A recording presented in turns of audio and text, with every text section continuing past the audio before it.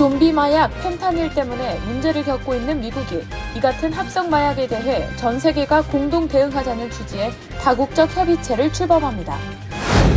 앞으로 뉴저지에서는 인슐린 등 처방약에 대한 환자 부담금이 낮아지게 될 전망입니다.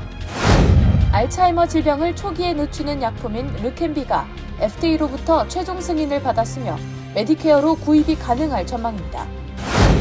예산 문제를 둘러싸고 20년간 지연되어 온 허드슨강 터널 공사가 본격 재개될 전망입니다. 백악관은 이를 위해 역대 최대 보조금 68억 8천만 달러를 지원하기로 했습니다.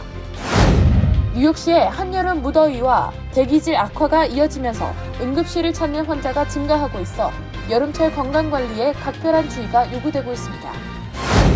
어제 저녁 맨해튼에서 시내버스와 2층짜리 투어버스가 충돌하는 사고가 발생해 수십 명이 부상을 당하고 병원으로 이송됐습니다.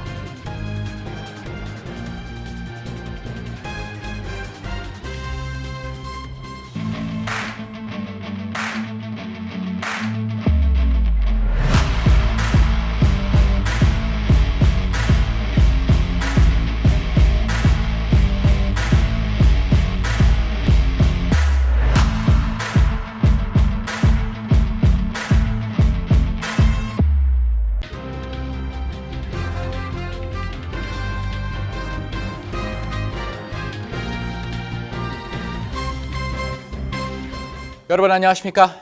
KBTV 뉴스9 이창원입니다. 지난해 미국에서 약물 오남용으로 인한 사망자는 약 11만 명에 이르는 것으로 나타났습니다. 이 중 60%는 좀비 마약이라고도 불리는 펜타닐을 복용한 뒤 숨졌습니다. 오늘 토니 블링컨 미 국무장관은 탄광 속 카나리아로 칭하며 전 세계적인 대응을 촉구했고 이를 위한 연합에 한국도 참여했습니다. 보도에 김은지 기자입니다. 토니 블링컨 미 국무장관은 오늘 화상으로 주재한 합성 마약 위협 대응을 위한 글로벌 연합 장관급 회의 개막 연설에서 거의 11만 명에 가까운 미국인이 지난해 약물 과다 복용으로 사망했다라며 이같이 말했습니다. 그는 18세에서 49세 사이 미국인의 1등 살인자는 합성 마약이라며 특히 역대 최악의 마약으로 꼽히는 펜타닐을 거론했습니다. 그에 따르면 지난해 미국에서 약물 과다 복용 사망 사례 중 3분의 2는 합성 오피오이드, 펜타닐과 관련이 있습니다. 블링컨 장관은 이 도전에 대응하는 데 있어 미국은 혼자라고 하기는 어렵다라며 전 세계적으로 연간 3,400만 명 이상이 메삼페타민 등 합성 마약을 사용하고 모든 지역에서 합성 마약 사용이 급격히 증가한다라고 말했습니다. 이어 우리가 오늘날 함께 하려는 가장 중요한 이유는 펜타닐을 얘기할 때 미국은 탄광 속 카나리아이기 때문이라고 했습니다. 탄광 속 카나리아는 감지하기 어려운 위험을 미리 알려주는 징후를 의미합니다. 이날 펜타닐을 매우 중독적이고 치명적인 마약으로 규정한 블링컨 장관은 미국 시장이 포화하자 다국적 범죄단체가 자신들 이익을 늘리기 위해 다른 곳으로 눈길을 돌리고 있다라고 경고했습니다. 이어 우리가 긴급성을 갖고 함께 행동하지 않는다면 이미 많은 미국 지역과 마을에 영향을 미치고 있는 재앙적인 비용을 세계의 더 많은 도시가 감당해야 할 것이라고 했습니다. 실제로 지난해 미 마약 단속국은 모든 미국인을 사망에 이르게 할 수 있을 정도로 많은 양의 펜타닐을 압수했습니다. 이날 장관 회의를 시작으로 출범한 글로벌 연합에는 전 세계에서 84개 국가가 참여하며 여기에 한국도 포함됐습니다. 연합은 향후 합성마약 불법 제조 및 밀거래를 방지하고 새로운 마약류 동향 파악 등 활동을 이어갈 전망입니다. 박진 외교부 장관은 이날 공개 발언에서 우리는 우리가 또 다른 세계적인 도전의 문턱에 서 있다는 사실을 목도하고 있다라고 말했습니다. 이어 전 세계적으로 약물 사용 및 중독 사례가 급격히 증가하고 있다며 합성 마약 대응에 긴급한 주의와 공동의 행동이 필요하다고 강조했습니다. KBTV 뉴스 김은지입니다. 필 머피 뉴저지 주지사가 처방약 가격 부담 완화를 목표로 내세운 바 있는데요. 뉴저지 주 상하원이 처방약의 환자 부담금을 낮추는 법안을 통과시키면서 인슐린 등 처방약 가격 부담이 낮아지게 됐습니다. 전상희 기자의 보도입니다. 뉴저지 주 상하원이 가장 대중적인 응급치료제로 꼽히는 인슐린, 에피펜, 천식 호흡기 등에 대한 환자 부담금을 낮추는 법안을 통과시켰습니다. 지난 2월 이 법안 지지 의사를 이미 밝힌 만큼 서명이 확실시되고 있습니다. 최종 입법되면 처방약 구입자들은 2025년 1월부터 수혜를 누릴 수 있습니다. 이 법안은 30일치를 기준으로 인슐린의 경우 환자 부담금이 $35를 넘을 수 없고 알러지 응급처치를 위한 에피펜은 $25 미만, 천식호흡기는 $50 미만으로 환자 부담금 상한선을 정하는 내용을 담고 있는데 이는 해당 처방약 가격에 대한 월별 상한선이 적용되는 것입니다. 또 법안에는 처방약 유통 과정에 대한 투명성을 강화하기 위해 주정부의 감시와 관리를 강화하는 내용도 포함됐습니다. 유통 과정에서 부당하게 소비자에게 전가되는 비용이 있는지 감시해 궁극적으로 처방약 가격의 거품을 빼겠다는 것입니다. 주정부에 따르면 최근 여론조사에서 뉴저지 주민 5명 중 1명은 비용 문제로 인해 처방된 약을 구입하지 않은 경험이 있다고 답했습니다. 뉴저지주는 앞서 노인, 장애인 처방약 보조 프로그램 지원 기준을 대폭 완화했습니다. 65세 이상 뉴저지 거주자 혹은 장애가 있는 사람들이 받을 수 있는 처방약 보조 혜택 PAAD의 신청 가능 소득 기준을 $10,000 높였습니다. 2022년 기준 개인은 소득이 $38,769 미만, 부부는 $45,270 미만이면 제네릭 의약품은 $5, 신약은 $7만 지불하면 됩니다. KBTV 뉴스 전상입니다. 알츠하이머 질병을 초기에 늦추는 약 리켐비가 식품의약국 FDA에 최종 승인을 받았습니다. 리켐비는 초기 환자들의 기억력 악화를 줄이는 것으로 효과를 인정받았으며 메디케어로 구입이 가능하게 됐습니다. 계속해서 전상희 기자입니다. 리켐비는 일본 에자이와 미국 바이오젠이 함께 개발한 신약으로 알츠하이머 발병 메커니즘을 목적으로 한 신약으로는 처음으로 기억력과 사고력 저하를 늦추는 효과를 신빙성 있게 입증했다고 AP통신이 전했습니다.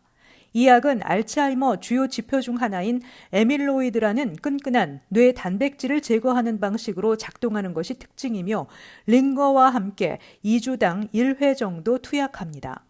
알츠하이머를 일으키는 물질이 정확히 무엇인지 밝혀지지 않았고 아밀로이드를 표적으로 한 치료제가 실패를 거듭해왔지만 연구자들은 아밀로이드를 포함한 복합적 치료법이 필요하다고 보고 있습니다. 승인과 함께 연방의료서비스국은 메디케어 파트 B를 통해 약값을 커버할 것이라고 밝혔습니다. 한편 당국의 승인에도 불구하고 효과에 대해서는 논란이 아직 남아 있습니다. FDA의 이번 승인은 독립적인 생활이 가능하거나 약간의 도움만 필요한 알츠하이머 초기 환자 800명을 대상으로 한 임상시험 결과를 토대로 이루어졌습니다. 또 에자이는 이후 1,800명을 대상으로 한 임상시험 결과를 추가로 제출해 FDA가 올해 연말로 예상되는 최종 승인을 위해 검토 중입니다. 워싱턴대 신경학자 조이 스나이더 박사는 리켐비는 치료제가 아니며 이 약이 질병 진행을 멈추게는 못하지만 속도는 상당히 늦춰준다며 이는 환자가 6개월에서 1년 더 운전을 할 수도 있음을 뜻한다고 말했습니다. 벤더빌트대 신경학자 매튜 슈레크 박사는 이 약의 효과는 임상적으로 유의미한 수준에 약간 못 미치는 것 같다며 대부분 환자는 효과를 인지하지 못할 것이라고 지적했습니다. KBTV 뉴스 전상입니다.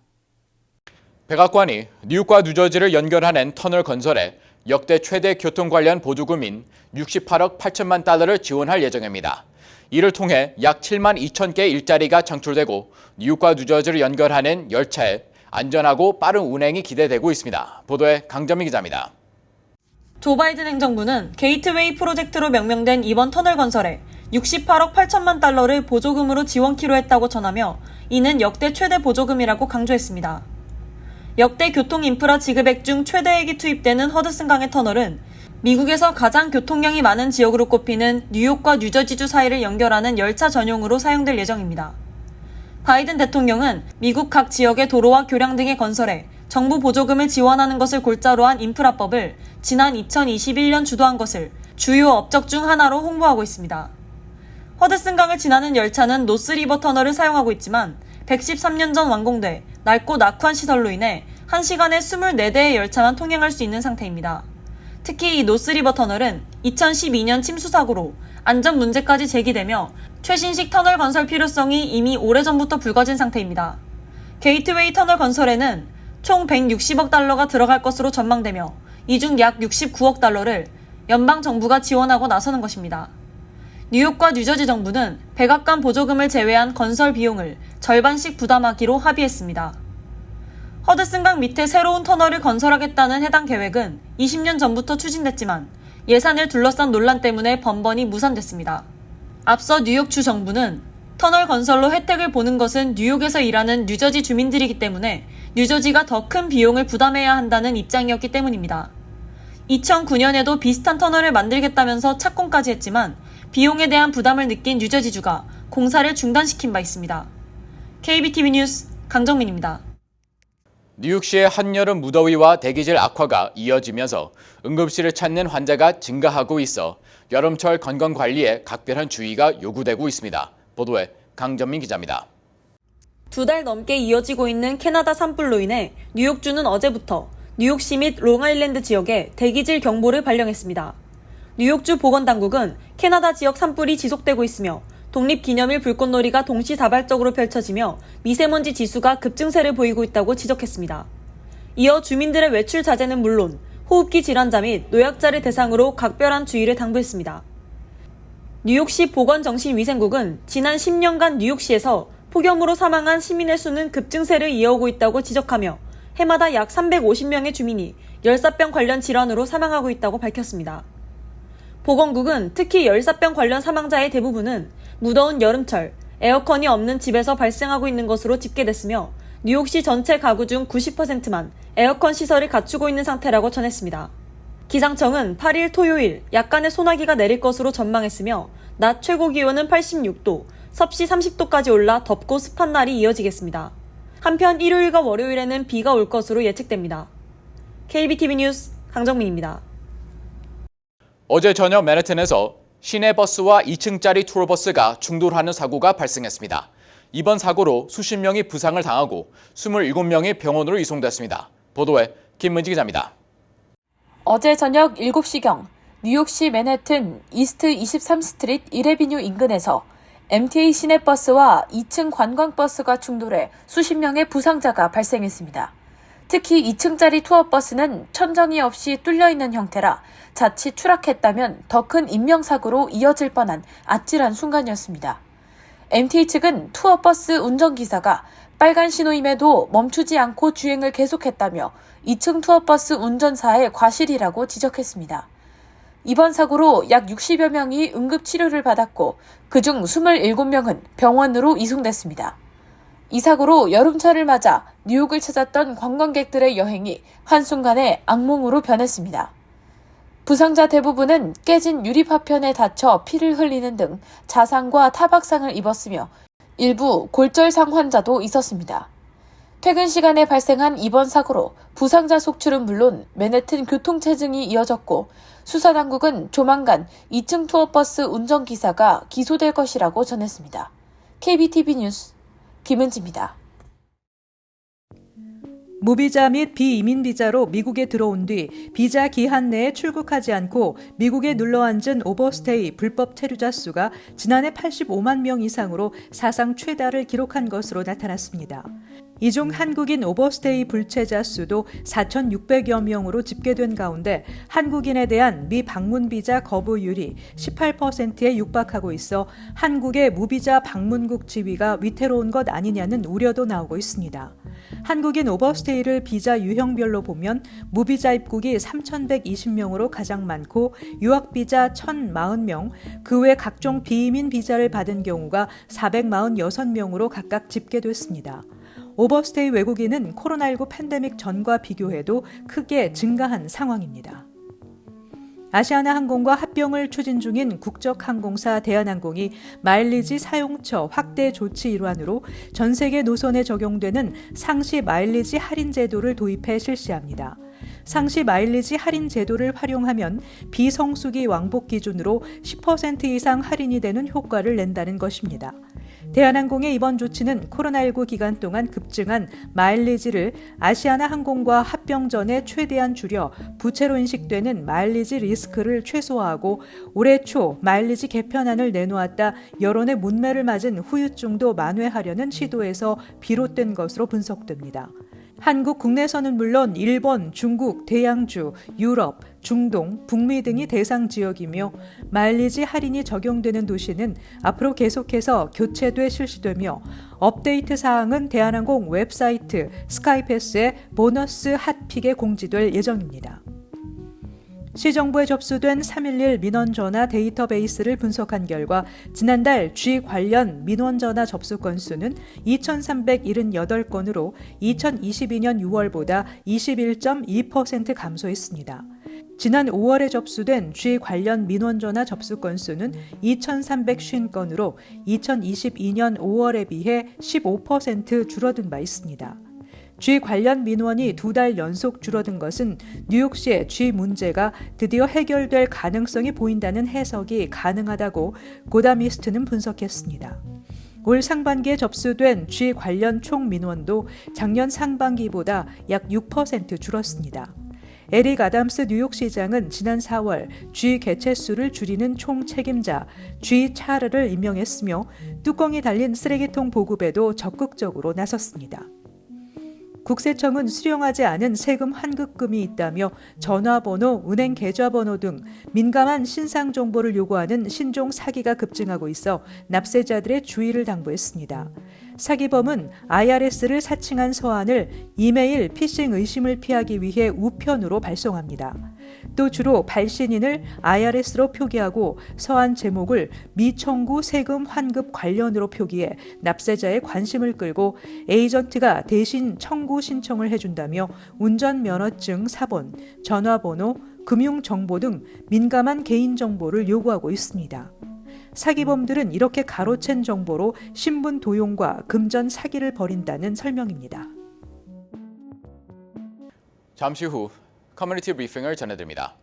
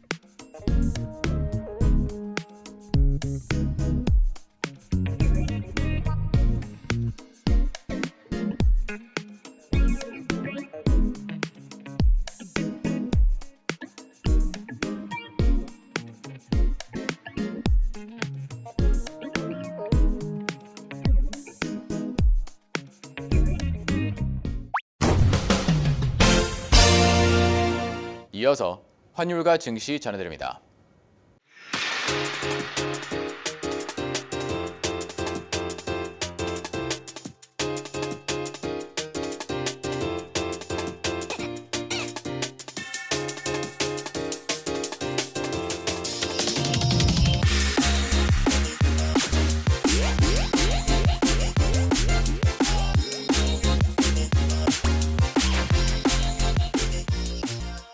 잠시 후 뉴욕과 뉴저지 날씨 전해드립니다.